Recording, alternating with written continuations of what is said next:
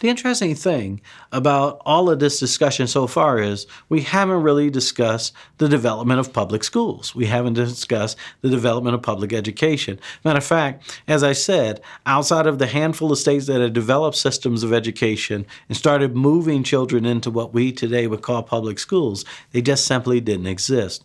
But it's here that we see the first kind of federal mandate for education to actually take place in the United States. And it happens on July 13th, 1787 in the Northwest Ordinance. And this is a passage of legislation that mandates that the 5 new states that would essentially be part of this territory.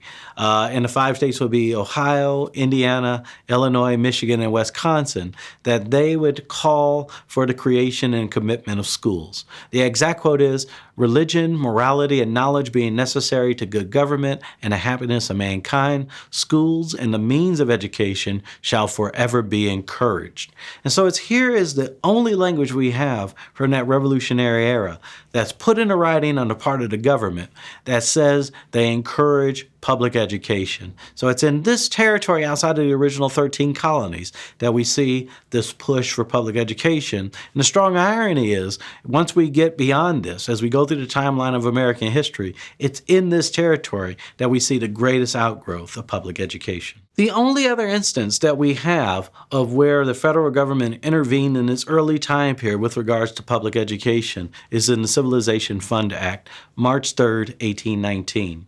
And approximately 200 years after the founding of Jamestown, Virginia in 1607, we see the discussion again coming up as to what do we do with the indigenous population? What should happen with Native Americans?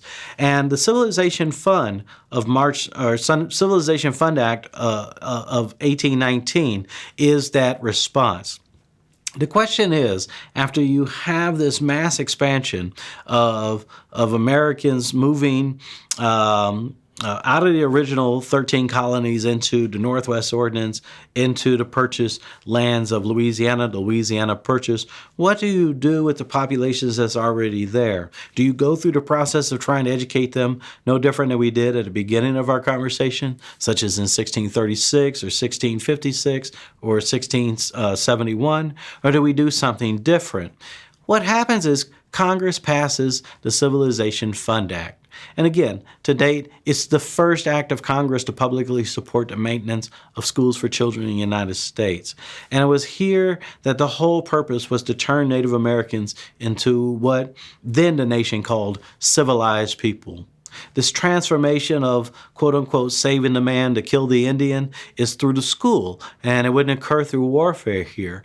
And it would impact every Native American group from the Atlantic Ocean to the Pacific Ocean as the nation moved and expanded westward. And just to give an indication of what I mean, here is an illustration of the differing ethnicities within the United States in that time period. It's brief and small, but it gives you some indication of that massive expansion westward as we move from those 13 colonies to increase it by those 5 states within the Northwest Ordinance, the inclusion of Florida a little bit thereafter, and everything else is the continued expansion of the United States.